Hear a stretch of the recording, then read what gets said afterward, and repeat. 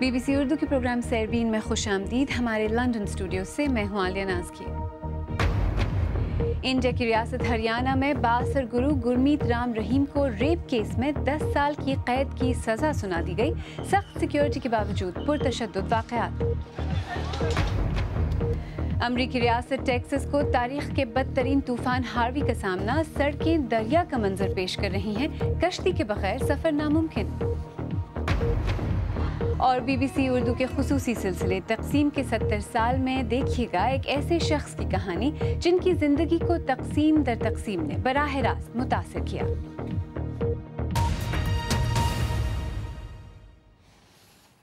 India की एक अदालत ने शुमाली इंडिया के एक मकबूल साधु गुरमीत राम रहीम को 2 लड़कियों के रेप के जुर्म में 10 बरस की सजाए कैद सुनाई है।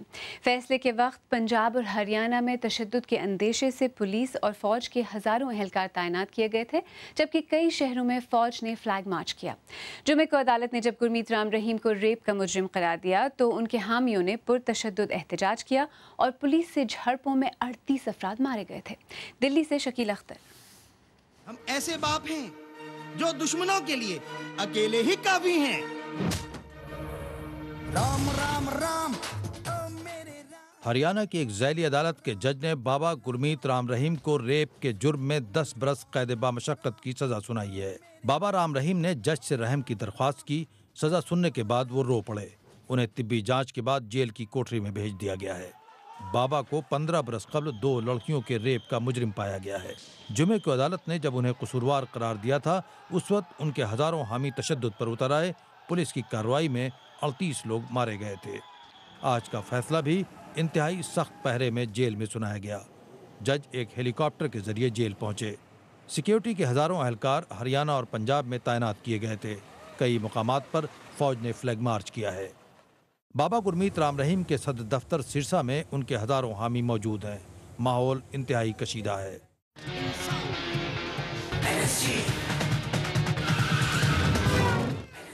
हरियाणा, पंजाब, उत्तर प्रदेश और राजस्थान में बाबा के मुरीदों की तादाद करोड़ों में बताई जाती है। वो तीसरे हाई प्रोफाइल बाबा हैं जो हालिया महीनों में रेप के जुर्म में गिरफ्तार हुए हैं। इससे मुल्क में साधुओं की शबीह को नुकसान पहुंचा है। ये सज़ा से एक मैसेज ये जाता है कि ये किसी को अंधभक्ति नहीं करनी चाहिए। मैंने ये लगता है कि जुडिशरी सबसे ऊपर है एंड बाबा और ये सब जो दिखावा करते हैं लोगों को उनके असली जाना चाहिए और अंधभक्ति पे नहीं फंसना चाहिए। देखिए, ये बाबा जो हैं ये लोगों के आस्था का जो है खिलवाड़ कर रहे हैं और ये बहुत बुरा है। इनको जितनी सख्त से सख्त हो वो सज़ा होनी चाहिए। इनको आजीवन कारावास हो जाना चाहिए, फांसी की सज़ा हो जानी चाहिए हमारे अनुसार। अदालत ने जो भी अहम कदम उठाया है वो अच्छा है, बट जो लोग उनके फेवर में हैं उनको ये सोचना चाहिए कि अगर उनके घर में अगर ऐसा कुछ हो तो क्या तब भी वो ऐसे फेवर में रहेंगे उन लोगों के। बाबा गुरमीत राम रहीम का कहना है कि वो बेकसूर हैं और इस फैसले को अदालत में चैलेंज करेंगे, लेकिन आइंदा महीने उनके खिलाफ कत्ल के भी 2 मुकदमे शुरू होने वाले हैं। Shakeel Akhtar, BBC news, Delhi. और गुरमीत सिंह को सुनाई जाने वाली सज़ा पर मज़ीद बात करने के लिए इस वक्त दिल्ली से हमारे साथ बराह रास्त मौजूद हैं BBC पंजाबी सर्विस के एडिटर अतुल संगर। अतुल, सबसे पहले तो यही बताइए कि गुरमीत सिंह की जो ये बज़ाहिर मकबूलियत है, इसकी असल वजह क्या है? देखिए, इनकी मकबूलियत, इनकी जो पॉपुलैरिटी है उसका मकसद समझना है या वो इतने पॉपुलर क्यों हैं ये समझना है, तो हमें ये देखना होगा कि इनके सपोर्टर्स, इनके मुरीद जो हैं वो किस सोशल सेगमेंट से आते हैं। इनके ज़्यादातर सपोर्टर जो हैं वो या तो दलित हैं जो कि हिंदू सोशल हायरार्की में सबसे निचले पायदान पे है, और या फिर डिप्रेस्ड क्लासेस से हैं, दबे कुचले वर्ग से हैं।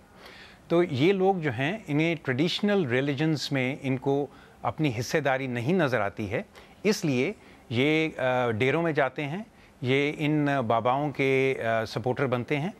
अब वहाँ पे इनको जो चीज़ बांध के रखती है वो ये है कि इनके अगर जो सोशल वेलफेयर फंक्शंस जो होते हैं बहुत सारे, वो सोशल वेलफेयर फंक्शंस ये इन डेरों में होते हैं, और इसमें चाहे नशा मुक्ति हो, ड्रग डी एडिक्शन हो, या इनके लोगों के इलाज हों, ब्लड डोनेशन कैंप्स हों, तो इन सब चीज़ों के कारण ये सब लोग इनसे जुड़ते हैं। किसी की ब्याह शादी में मदद, किसी और ऐसे चीज़ में मदद, तो ये सब जो बिल्कुल अतुल, जैसा कि आपने कहा, अगर जो ये डेरे हैं ये मुआशरे की एक ज़रूरत को पूरा करते हैं, तो फिर अगर इस तरह के डेरे बंद हो जाते हैं, वैसे तो ये जिम्मेदारी हुकूमत की होती है, लेकिन क्या हुकूमत उस खला को फिर पूरा कर पाएगी अगर फॉर एग्जांपल जो सच्चा सौदा है वो बंद हो जाता है? तो फिर देखिए, फ़िलहाल तो ये साफ़ नहीं है कि ये बंद ही हो जाएगा या अभी शिकंजा कसा हुआ है, लेकिन ये साफ़ नहीं है कि ये बंद ही हो जाएगा या कोई और करिश्माई व्यक्ति, करिश्माई लीडर जो है इनका उभरेगा।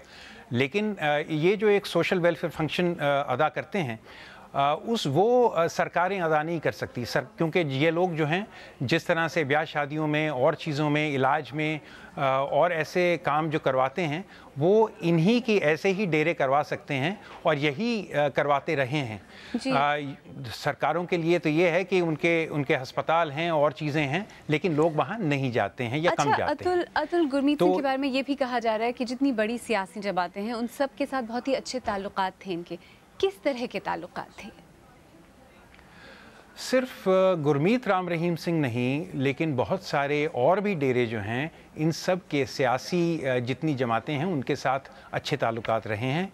वो इसका कारण ये भी है कि इनके पास जो एक कैप्टिव ऑडियंस होती है, इनके जो भाईचारे के ज़रिए जो इनके लोग हैं इनके साथ जुड़े हुए, वो उनमें जब एक बात कहते हैं तो वो दूर तक जाती है।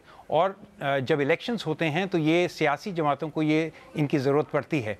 और ऐसा पहले भी हुआ है कि 2002 में भी, 2007 में भी ये पहले कांग्रेस के साथ इनका सपोर्ट था और उसके बाद में इन्होंने अकाली दल को भी सपोर्ट किया।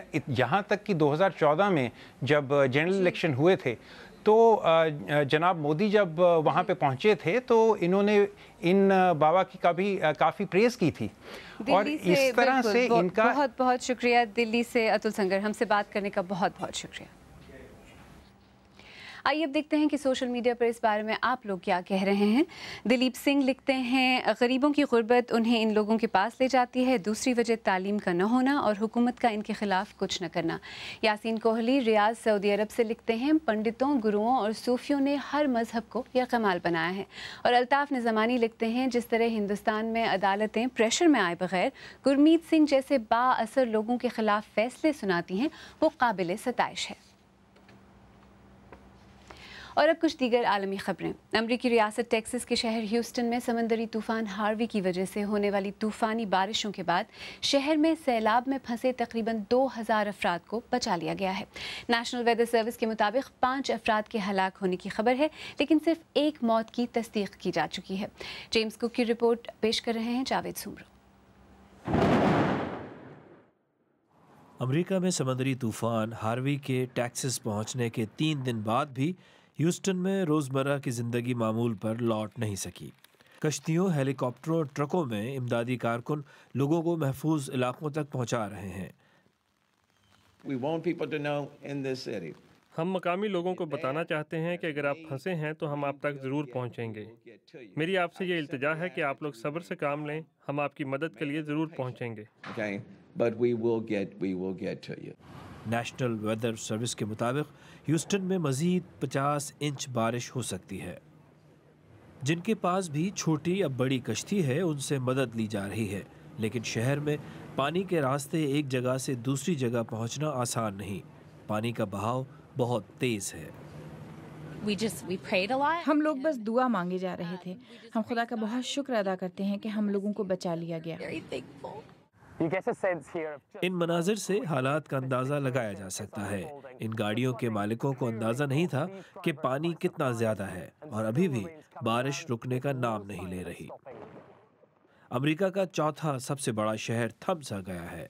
शहर का मोटरवे बंद है और दोनों हवाई अड्डों को भी बंद कर दिया गया है। अमेरिकी सदर डोनाल्ड ट्रंप जल्द टेक्सास का दौरा करेंगे। उन्होंने जोर दिया है कि सारी तवज्जो लोगों की जान बचाने पर होनी चाहिए। जेम्स कुक की रिपोर्ट। उधर इंडिया की शुमाल मशरक़ी रियासतें तबाहकुन सैलाब की जद में हैं और गुज़श्ता 24 घंटों में सिर्फ रियासत बिहार से 42 मज़ीद अमवात की इत्तलात हैं। बिहार में सैलाब से मरने वालों की मजमूई तादाद अब 482 हो गई है। इसके अलावा रियासत उत्तर प्रदेश में भी सैलाब से मरने वालों की तादाद 100 से तजावुज़ कर चुकी है। चीन का कहना है कि इंडिया ने मुतनाज़ सरहदी इलाके डोकलाम से अपनी फौज हटा ली है। चीन की वजारत खारजा ने कहा है कि चीन इलाके पर कंट्रोल बरकरार रखेगा। जून में इस इलाके में चीन को नई सड़क की तामीर से रोकने के लिए इंडिया ने फौज भेजी थी, जिसके बाद दोनों मुल्कों के दरमियान हफ्तों तक सिफारती मुज़ाकरात चले।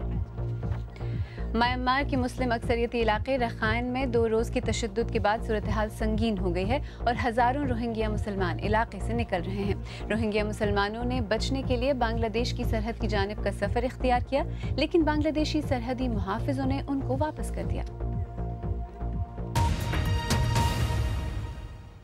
BBC उर्दू के प्रोग्राम सरबीन में आगे चलकर देखिएगा BBC उर्दू के हमारे पुराने साथी अली अहमद खान को कैसे बरे-सग़ीर की तक़सीम के नताइज का सामना करना पड़ा, और नामवर मुसन्निफ सादत हसन मंटो पर इंडिया में बनने वाली फिल्म मंटो के सेट से खुसूसी रिपोर्ट।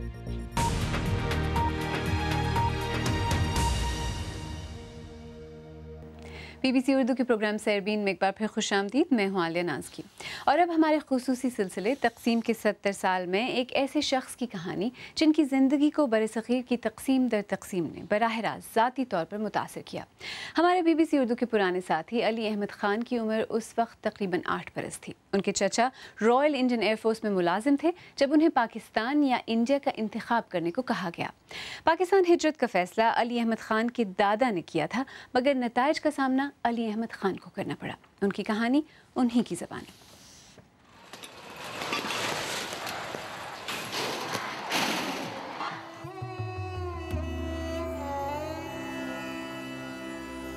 मैं मशरक़ी यूपी में ज़िला गाज़ीपुर का एक कस्बा है, पठानों की बस्ती थी ज़मानिया, तो वहाँ पैदा हुआ। माशरती एतबार से तो हम मशरक़ी यूपी के थे, गाने मशरक़ी यूपी गाते थे, ज़ुबान जो थी वो बोलते थे, लेकिन नस्ली एतबार से हम पठान थे। और आपको शायद मालूम हो कि पठान क़बाइल उड़ीसा तक पाए जाते हैं। जब आज़ादी मिली, यानी उस वक्त हम लोग आबादी में थे, तो वहाँ वो हमारे दादा एक दिन चाय पर बैठे हुए थे, मुझे याद है। तो मेरे चचा आए, उन्होंने कहा कि अब्बा मियाँ ऐसे ऐसे ऑप्शन मांगा गया है, तो हम क्या करें। तो उन्होंने कहा कि बेटा पाकिस्तान में मौक़े बेहतर होंगे, ज़्यादा होंगे, तो तुम पाकिस्तान के लिए ऑप्ट करो। लेकिन मेरे वालिद सख्त मुखालिफ थे, पाकिस्तान के भी, मुस्लिम लीग के भी, कांग्रेसी थे वो। जब मेरे वालिद ने कहा कि मैं नहीं जाऊंगा और ये उनका हतमी फ़ैसला है, तो मेरे दादा ने कहा कि अगर तुम नहीं जाओगे तो हम तुम्हारे 2 बच्चों को ले जाएंगे, इसलिए कि तुम अपने मुस्तक़बिल के ज़िम्मेदार हो, इनकी मुस्तक़बिल की ज़िम्मेदारी मुझ पर आयद होती।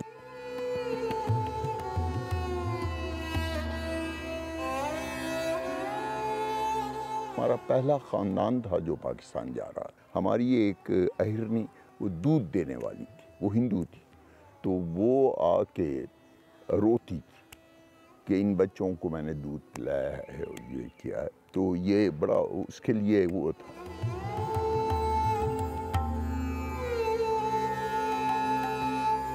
मुझे अच्छी तरह याद है कि जब महात्मा गांधी का कत्ल हुआ तो एक सन्नाटे की सी कैफियत हो गई, और मैं बाहर खेल रहा था, तो मेरे दादा आए और उन्होंने बग़ैर कुछ पूछे उछे मुझे डांटा और एक बड़े ज़ोर का थप्पड़ भी मारा कि घर के अंदर चलो।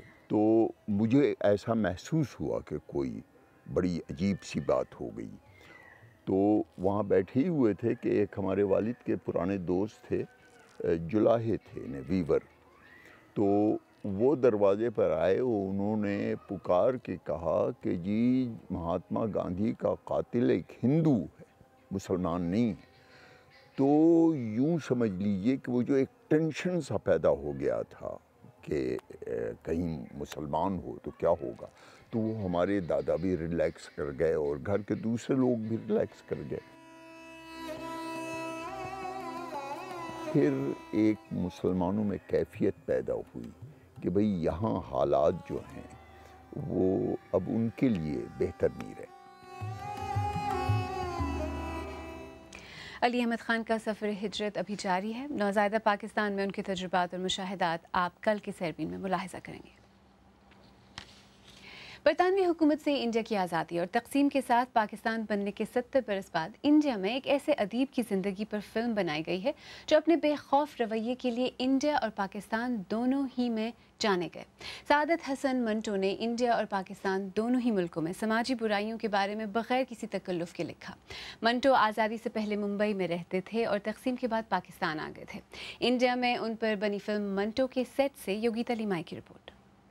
जब गुलाम थे तो आज़ादी का ख्वाब देखते थे और अब आज़ाद हैं तो कौन सा ख्वाब देखेंगे। एक बेबाक अदीब जिसने इंडिया की तकसीम के दौर की तल्ख सच्चाइयों को अपने अफसानों में जिंदा कर दिया। वो तकसीम के वक्त उठने वाले तूफान और उससे मुतासर जिंदगियों की कहानियाँ थीं। 6 बार उनके काम पर फहश होने का इल्ज़ाम भी लगा। Sounds rolling, shot 9 take 1 action. अभी सब आज़ादी के 70 बरस बाद मंटो की ज़िंदगी पर इंडिया में एक फ़िल्म बनाई गई है जिसमें नवाजुद्दीन सिद्दीकी मंटो का किरदार अदा कर रहे हैं। जिस ज़माने में इंडिया तकसीम हुआ और पाकिस्तान बना, मंटो उस दौर के सबसे बेखौफ अदीब थे। फिल्म में मुकदमे के इस सीन में मंटो के किरदार में नवाजुद्दीन सिद्दीकी अपने काम की दिफा कर रहे हैं। एक ऐसा अफसाना जिसमें एक शख्स 1947 के तशद्दुद के दौरान लाश के साथ जिनसी ज़्यादती करता है। लोग बोलते हैं कि साउथ एशियन हिस्ट्री के सबसे बड़े राइटर थे वो, बट मैं सोचता हूँ कि मैंने वर्ल्ड में बहुत सारे राइटर्स को भी पढ़ा है। आई थिंक इनकी अगर मैं तुलना किसी भी बड़े वर्ल्ड के किसी बड़े राइटर से करूँ तो कम नहीं होगा। मंटो के अफसाने कहने के बेबाक अंदाज ने उन्हें कई बार मुश्किल में डाल दिया, लेकिन ये ही उनकी मकबूलियत की वजह बना। उन पर कई मुकदमे चले लेकिन कभी उन्हें सज़ा नहीं हुई। I think it's extremely inspirational. हम जिस दौर में जी रहे हैं यहाँ लगातार खुद ही अपना काम सेंसर करना पड़ता है। ऐसे में मंटो का काम बेहद मुतासिर करने वाला है। आज़ादी इजहार मुसीबत बन गई है और ये सिर्फ इंडिया में नहीं पूरी दुनिया में हो रहा है। आखिर में अफसाने रह जाते हैं और उनके किरदार। मंटो ने इस्मत फरोशी, जिनसी मसाइल और शराबखोरी के बारे में बेबाक होकर लिखा। ये फिल्म भले ही 70 बरस कब्ल एक अदीब को पेश आने वाली दुश्वारियों की दास्तान हो, लेकिन सेंसरशिप से जुड़ी बंदिशें आज भी इंडिया और पाकिस्तान में अहम मसला हैं। अगर आप चाहें तो मुझसे और हमारी टीम के दीगर साथियों से ट्विटर पर भी रब्ता कर सकते हैं। मेरा ट्विटर हैंडल है @आलियानाज़की। इसके साथ ही सरबीन इख्तिताम को पहुंचा। कल फिर हाजिर होंगे, तब तक हमारी वेबसाइट bbcurdu.com देखते रहिए। आलियानाज़की को अब इजाज़त दीजिए।